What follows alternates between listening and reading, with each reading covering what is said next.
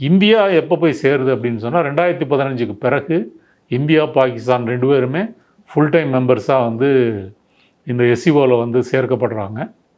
இதில் பிரதானமாக பார்க்க வேண்டியது வந்து ரஷ்யா, சைனா, இந்தியா இந்த 3 நாடுகள் தான் மேஜர் பார்ட்னர்ஸ். இவருடைய சந்திப்பு தான் ஊடகத்தில் வந்து விவாதிக்கப்படுகிறது. இதில் கலந்து கொண்டு மோடி என்ன சாதித்தார், என்ன பேசினார் அப்படின்றது தான் இதில் முக்கியம்.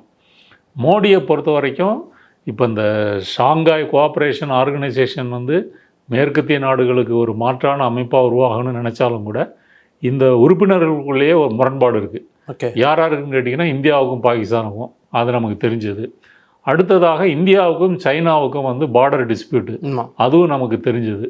இந்த முரண்பாடுகளோடு தான் வந்து இந்த கூட்டணி என்பது பயணிக்கிறது.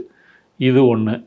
மோடி இப்போ போனது வந்து தேசிய ஊடகங்கள் எப்படி இந்த செய்தியை முன்வைக்கிறாங்கன்னா, அமெரிக்கா வந்து 50% டேக்ஸ் போட்டுருச்சு, அமெரிக்காவை எதிர்த்து நிற்கக்கூடிய கெத்து எங்களுக்கு இருக்குது அப்படின்னு சொல்லி சைனா ரஷ்யாவோட ஒரு ஃப்ரெண்ட்ஷிப்பை அதிகப்படுத்துகின்ற முயற்சியில் தான் வந்து மோடி போயிருக்கிறாரு அப்படின்றது போன்ற ஒரு பிம்பத்தை வந்து அவங்க முன்வைக்கிறாங்க.